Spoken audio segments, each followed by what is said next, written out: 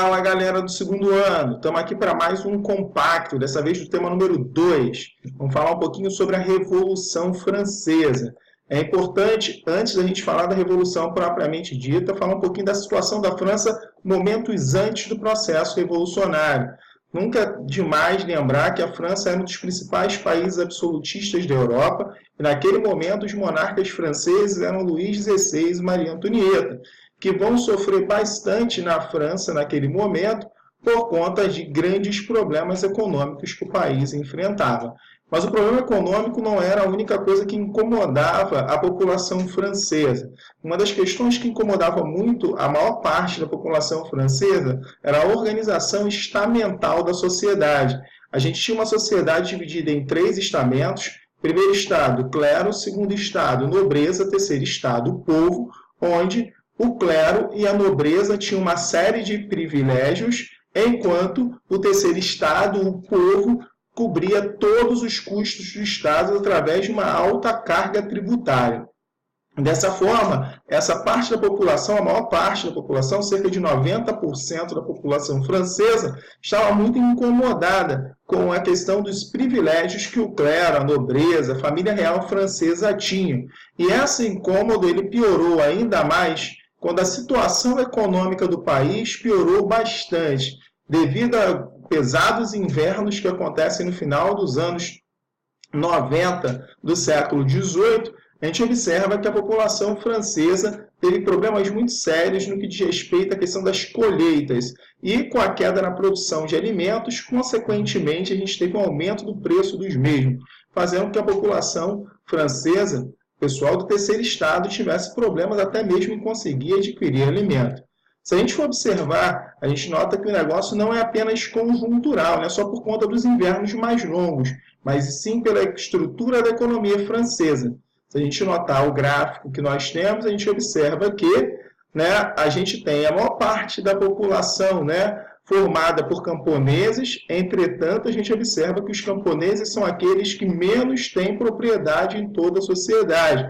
E isso faz com que essa população tenha mais dificuldade ainda para viver. Se a gente for olhar esse outro gráfico, a gente nota que entre os impostos e taxas que recaíam sobre os camponeses nesse período, no final do século XVIII, a gente observa que apenas 35% que os camponeses produziam ficava para eles, enquanto todo o restante era gasto ou com impostos ou com os custos que ele tinha para conseguir produzir.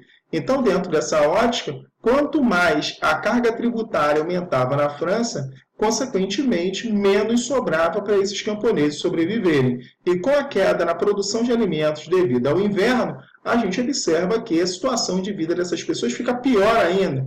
Muitos deles chegando a passar fome, não conseguindo um mínimo para a alimentação da sua família. E isso vai gerando uma grande insatisfação do país. O problema na economia francesa não era apenas microscópico, não era apenas vinculado ao camponês. Existia um problema econômico muito grave na França.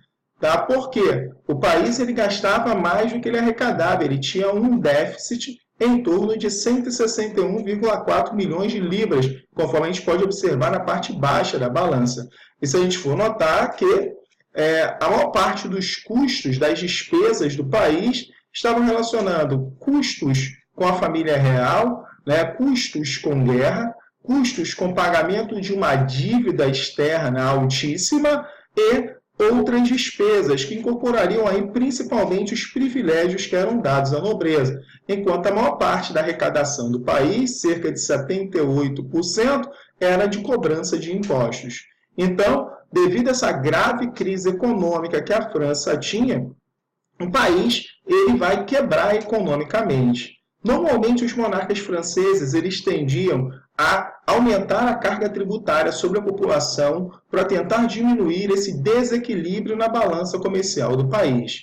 Mas, com os pesados invernos, a péssima colheita e a fome que já atravessava a vida das pessoas do terceiro estado, aumentar os impostos sobre esse grupo social passou a ser algo inviável. Mediante a isso, o que a gente vai observar é que o governo vai convocar uma assembleia conhecida como a Assembleia dos Estados Gerais. Essa assembleia, como o nome já diz, ela previa a reunião do rei com representantes dos 3 estados, ou seja, primeiro estado, clero, segundo estado, nobreza, terceiro estado, o povo. E o objetivo era discutir como resolver essa grave crise econômica. Em suma, existiam 2 pautas: ou se aumentava o imposto sobre o terceiro estado, ou acabava-se com os privilégios do clero e da nobreza. O terceiro estado rapidamente pediu para que a votação fosse feita por pessoa, visto que, tradicionalmente, a Assembleia dos Estados Gerais, que não era convocada desde o século XVII, ela tinha o voto por estado. Então, o primeiro estado daria um voto, o segundo estado daria um segundo voto, e o terceiro estado daria um terceiro voto. Obviamente que o primeiro estado e o segundo estado votavam juntos, e dessa forma o terceiro estado sempre se ferrava nessa brincadeira. O terceiro estado, percebendo que seu número de representantes era maior do que o do primeiro e segundo estado juntos, propôs ao Jacques Necker, que foi o cara que deu a ideia ao rei para convocar a Assembleia dos Estados Gerais, que a votação dessa vez não fosse por estado, e sim por pessoa. Entretanto, o primeiro e segundo estado não aceitam e o rei vota apoiando o primeiro e segundo estado. Isso gera uma revolta nos representantes do terceiro estado, que abandonam a Assembleia dos Estados Gerais, mas não abandonam o Palácio Real. Eles vão fazer uma assembleia própria, que eles chamam de Assembleia Nacional, na quadra de tênis que existia no Palácio, e, dessa forma, ali diziam defender os interesses da população francesa, e não apenas de uma pequena parcela dessa população. Mediante a isso, o rei ele resolveu não dar muita atenção para essa situação. Entretanto, como Jacques Necker não resolveu o problema da economia francesa, ele acabou demitido do cargo de conselheiro econômico do rei. A demissão do Jacques Necker, juntamente com a recusa do rei em aceitar o voto por pessoa, fez com que a população francesa se revoltasse e tomasse o principal símbolo de repressão do Estado francês, a Bastilha, que era uma prisão para onde eram enviados todos aqueles que questionavam a autoridade real. A prisão ela foi invadida e ela foi destruída pela população. Vale ressaltar que essa prisão, além de ser uma prisão, também era um paiol. Então, essas pessoas passaram a ter o controle de armas e munição. Bom, a revolta grandiosa da tomada da Bastilha do dia 14 de julho de 1789 marca para a gente o início simbólico da Revolução Francesa. Porém, a gente nota que o início efetivo ele só vem depois. Por quê? Quando o rei percebe que as coisas foram muito além do que ele imaginava, o rei resolveu convocar uma Assembleia Nacional Constituinte, mandando que membros do clero e da nobreza se juntassem aos membros do terceiro estado que se encontravam na quadra de tênis, para que eles pudessem formar uma Assembleia Nacional Constituinte, dando início à Revolução Efetiva. Por que, Cássio, uma Revolução Efetiva? Revolução efetiva porque se é uma Assembleia Nacional Constituinte, consequentemente, o rei está dando à sociedade a autorização para fazer uma Constituição que iria limitar a autoridade do poder desse rei. Dessa forma, essas pessoas reunidas começaram a produzir documentos que visavam alterar a estrutura do Estado francês, atendendo às demandas da maior parcela da sociedade. O primeiro documento produzido pela Assembleia Nacional Constituinte foi a Declaração dos Direitos do Homem e do Cidadão. Esse documento é um documento importante porque ele vai prever a determinação dos princípios que deveriam ser seguidos pela Revolução. De acordo com esse documento, os princípios a ser seguidos pela essa Revolução seriam liberdade, igualdade e fraternidade. Liberté, égalité, fraternité. Um outro documento importante que foi produzido por essa Assembleia foi a Constituição Civil do Clero. Essa Constituição Civil do Clero ela previa a laicização do Estado francês, a separação das decisões entre o Estado e a Igreja, conforme a gente falou na aula passada. A gente observa que essa Constituição Civil do Clero também confiscava as propriedades fundiárias da Igreja para que estas fossem vendidas para criar um fundo econômico para fazer uma reforma monetária no Estado francês, onde você substituiria a moeda real pelos assignats, que vai ser a moeda da maior parte da Revolução. Então, criou-se uma nova moeda mais valorizada, tendo por fundo de reserva os recursos conseguidos através da venda das terras confiscadas junto à Igreja Católica. Um outro documento importante que foi produzido nesse período foi o que mais se esperava, a Constituição Francesa de 1791. A Constituição Francesa de 1791, ela não rompia com o ideário monárquico, ela seguiria bem a ideia proposta pelo Barão de Montesquieu. Então, você teria o rei responsável pelo poder executivo, enquanto o restante dos poderes, ou seja, o legislativo e o judiciário, ficaria sob encargo dos membros da sociedade. Vale ressaltar que só participava desse processo político as pessoas mais ricas, visto que a gente vai ter o voto censitário na formação das eleições francesas parlamentares. Mediante a isso, a gente nota uma influência das ideias do Barão de Montesquieu nessa primeira fase da Revolução Francesa, conforme a gente pode observar na imagem ampliada. Então, o rei corresponde ao poder executivo, enquanto a sociedade fica responsável pela Assembleia Legislativa. Então, dentro dessa ótica, a gente vai observando que os poderes ficam divididos entre poder executivo em rosa, poder legislativo em amarelo e poder judiciário no azulzinho aqui. Então, a gente tem uma tripartição dos poderes, influência das ideias do Barão de Montesquieu. Bom, seguindo a nossa vida, a gente observa que o rei ele não estava muito interessado em assinar a Constituição, apesar de ter dado autorização para que ela fosse feita.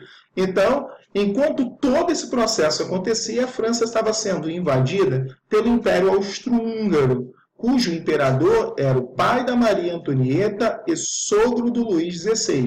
O objetivo dele era acabar com a Revolução antes mesmo da Constituição ficar pronta.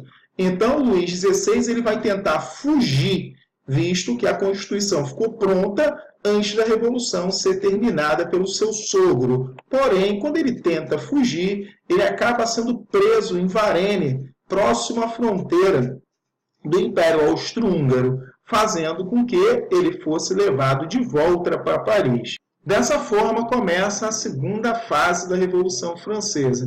Foi uma solução encontrada pelos mais moderados implantar uma república, visto que os mais radicais, devido à traição real, queriam cortar fora a cabeça do rei. Nesse momento, a gente já começa a observar uma influência russoniana, visto que Rousseau pregava que a república era a melhor forma de governo que poderia se implementar. Essa república parlamentar francesa, ela apresentava três grupos políticos. O grupo dos jacobinos, que era formado pela pequena burguesia, eram considerados mais radicais, porque achavam que a função do Estado era ajudar as pessoas menos favorecidas a chegarem a uma condição de vida melhorada. Os girondinos era o grupo formado pela alta burguesia e pela nobreza. Esse grupo defendia a implementação do liberalismo e acreditava que os problemas econômicos das pessoas eram de caráter individual, não dependendo do Estado tratar desses assuntos. E a gente ainda tinha o pessoal da planície, ou pântano. Esse grupo era formado pela burguesia financeira e não tinha uma posição definida. Ora apoiava os jacobinos, ora apoiava os girondinos, dependendo do que estava sendo discutido. Existe uma curiosidade bem interessante, porque quando se falava dos jacobinos, falava-se de um grupo da esquerda, visto que eles sentavam todos juntos à esquerda da Assembleia Francesa. Quando se falava dos girondinos, falava-se sobre o grupo da direita, porque sentavam todos juntos na parte direita da Assembleia, enquanto se falava da planície ou do pântano, chamava-se de grupo de centro, visto que todos eles sentavam juntos na parte central da Assembleia. Dessa forma, na Revolução Francesa, a gente tem a origem das terminologias de partido de esquerda, partido de direita, partido de centro, que continua sendo discutido até os dias de hoje. Onde vai dar esse debate a gente não sabe, mas agora a gente já sabe qual é a origem dessas terminologias. Bom, essa República Parlamentar Francesa, ela chegou a ficar a controle dos girondinos no primeiro momento, tinha uma posição moderada, como na primeira fase. Entretanto, no ano de 1793, os jacobinos assumem o controle da convenção, chegando a ser chamada por alguns autores de Convenção Jacobina. A gente observa nesse período uma centralização política nas mãos de Danton, responsável pelo Comitê de Salvação Pública, responsável pela administração do país, e Robespierre, responsável pelo Comitê de Salvação Nacional, responsável pela segurança interna, pela repressão aos considerados inimigos da Revolução. Devido a essa grande perseguição que passou a existir contra os inimigos da Revolução, a gente nota que cerca de 100 mil pessoas foram executadas pela Convenção Jacobina entre 93 e 94 do século XVIII, dando a esse período a terminologia de período do terror. O número de mortes era tão grande por decapitação em praça pública que um médico francês chamado Guillotin teve a ideia de criar uma máquina que humanizasse as execuções. Então, ele criou uma máquina que ficou conhecida como guilhotina, que cortava a cabeça de forma rápida e sem dor. Aí tu fala, humanização das execuções? A humanização sim, porque o processo de execução anterior, cortando a cabeça das pessoas com um machado, era extremamente doloroso para quem estava sendo decapitado. Logo, uma atitude bastante desumana. A radicalidade dos jacobinos não parou apenas no processo de perseguição aos seus opositores. A gente nota também que os jacobinos, além de cortar cabeças com a guilhotina, eles também estabeleceram a lei do máximo, que estabelecia o preço máximo que poderia ser cobrado pelos gêneros de primeira necessidade, em especial os gêneros alimentícios na França. Qualquer comerciante que cobrasse mais alto do que o valor estabelecido pelo governo era considerado inimigo da Revolução. Dessa forma, a pessoa acabava sendo executada pelo governo. A gente também vai ter, nesse momento, o estabelecimento do voto universal masculino, em substituição ao voto censitário, que existia durante a primeira fase da Revolução. Uma outra mudança importante vai ser o processo de reforma agrária feito nas terras que haviam sido confiscadas da nobreza e do clero no período anterior. Essas terras eram vendidas aos camponeses com preços muito baratos, para que dessa forma os camponeses tivessem suas próprias terras. A gente observa também que passou a existir uma educação pública e gratuita, para que todos, independente da sua condição social, tivessem acesso à educação. E dessa forma, mesmo sendo pobres, poderiam almejar melhores condições de trabalho, melhores condições de vida em períodos posteriores. Uma outra mudança importante foi a abolição da escravidão nas colônias francesas. De acordo com os jacobinos, não fazia sentido você ter uma revolução de caráter liberal e manter escravos nos espaços coloniais. Mediante a isso, aboliram a escravidão nas colônias. Essa lei não saiu muito do papel, a não ser em um local conhecido como Haiti, na época conhecida como Ilha de Saint-Domingue, onde a maior parte da população era negra e essa população se revoltou contra os brancos da ilha e exigiu que a lei metropolitana fosse cumprida. E dessa forma, em 1794, foi abolida a escravidão de forma efetiva na ilha de Saint-Domingue, hoje conhecido como Haiti. Uma outra mudança importante foi a criação do calendário revolucionário. Esse calendário era um calendário que se pretendia natural, sem nenhum tipo de influência religiosa, baseado nas fases da agricultura e nas estações do ano. Por isso, quando estudamos a Revolução Francesa, falamos de golpe do 9 Thermidor, golpe do 18 Brumário. Thermidor e Brumário eram meses do calendário revolucionário francês, visto que, na visão dos jacobinos, se o Estado era laico, o calendário não poderia ser religioso. Voltando à questão das execuções, o que a gente observa é que o governo jacobino, ele considerou o rei e a rainha como traidores da Revolução, e por isso o rei e a rainha tiveram suas cabeças cortadas em praça pública também. Aqui a gente tem uma imagem que representa a decapitação do Luís XVI. Essas mortes do rei e da rainha geraram um grande assombro nas monarquias europeias, que se sentiram ameaçadas por esse processo radical da Revolução Francesa, resolveram se juntar e lutar contra a Revolução, formando assim a primeira coligação estrangeira. É nesse cenário que aparece para a gente a figura de Napoleão Bonaparte. Napoleão Bonaparte aparece como um comandante das tropas francesas nessa luta contra vários países, e com a modernização que ele faz no exército francês, mesmo lutando contra vários países ao mesmo tempo, o Napoleão Bonaparte conseguiu levar a França à vitória sobre a primeira coligação estrangeira, tornando-se um grande herói do governo revolucionário. Isso vai dar ao Napoleão o status de alguém inquestionável dentro do país. Daqui a pouco ele aparece aí num cenário mais político, por enquanto ele se encontra no cenário mesmo militar. Bom, dessa forma o que a gente vai observando é que o jacobinismo dentro da convenção ele ia se isolando cada vez mais, né? Por que ele ia se isolando? O número de execuções era tão grande que as pessoas passaram a temer por serem executadas também. Isso fica muito claro porque o Robespierre, após a morte do jornalista Jean-Paul Marat, ele dá uma surtada e, mediante a isso, ele mandou executar até o Danton, que era um outro grande líder jacobino. Se ele mandou matar o Danton, ele poderia mandar matar qualquer pessoa. Então, as pessoas temerosas de uma possível execução resolveram dar um golpe de Estado afastando o Robespierre do governo. Então, a gente teve o golpe do 9 Thermidor, que é caracterizado pela prisão e execução do Robespierre. O golpe do 9 Thermidor marca para a gente o fim do período da Convenção. Em decorrência disso, a gente vai ter o início da terceira fase, como diretório. República, entretanto, a gente nota que essa república ela não tem mais um executivo formado por 2 comitês, ela tem um executivo formado por 5 diretores, e obviamente que 5 diretores bem moderados do grupo dos girondinos.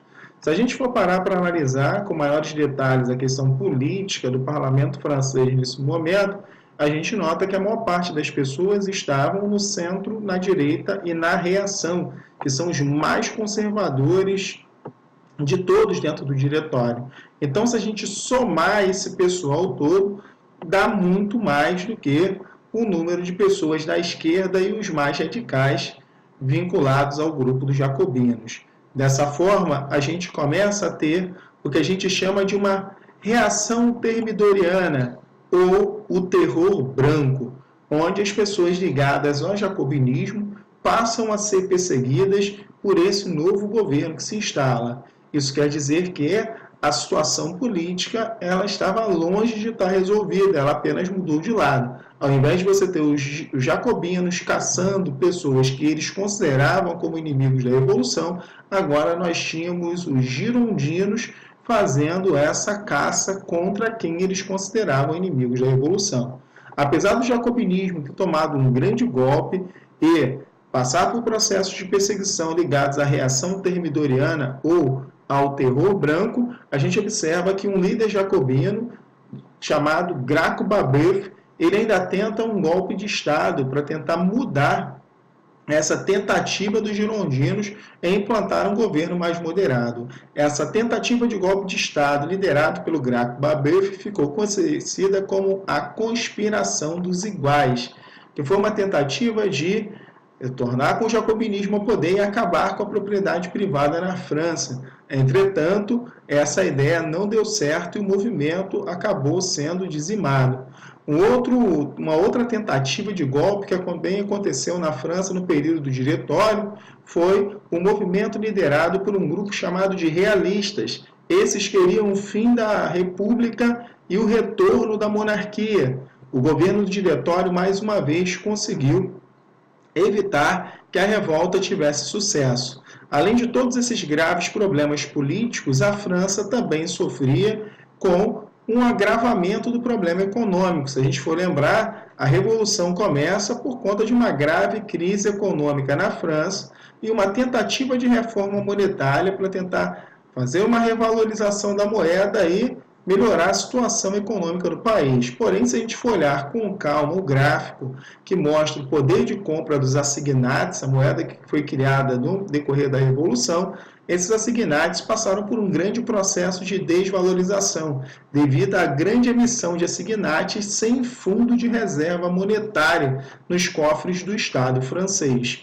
Então, a situação na França era grave em termos políticos, assim como também era muito grave em termos econômicos. E os girondinos, temendo um possível golpe com sucesso, ou dos jacobinos, voltando à radicalização, ou dos realistas, voltando à monarquia, resolveu dar um golpe em si próprio. Eles dão um golpe em si mesmos. Por quê? Eles convidam Napoleão Bonaparte, que no momento estava participando de uma guerra contra a segunda coligação estrangeira, para, quando voltasse à França, invadisse o parlamento, desse um golpe de Estado, instaurando uma era napoleônica. Esse evento ficou conhecido como o golpe do 18 Brumário. Então, quando Napoleão volta da guerra contra a segunda coligação estrangeira, mais uma vez um vencedor, o Napoleão Bonaparte, que era um grande herói de guerra francês, agora vai começar a atuar nas esferas políticas, dando início à Era Napoleônica. Só que a Era Napoleônica é um tema para um outro compacto. Beleza, galera? A gente fecha por aqui esse compacto de número 2. Espero que vocês tenham gostado. Espero que vocês estejam assistindo aí nossos compactos para que a gente consiga ter um bom aprendizado e ter bons resultados aí nas avaliações que a gente vai fazendo. Valeu? Até mais. Hasta la vista. Tchau, tchau.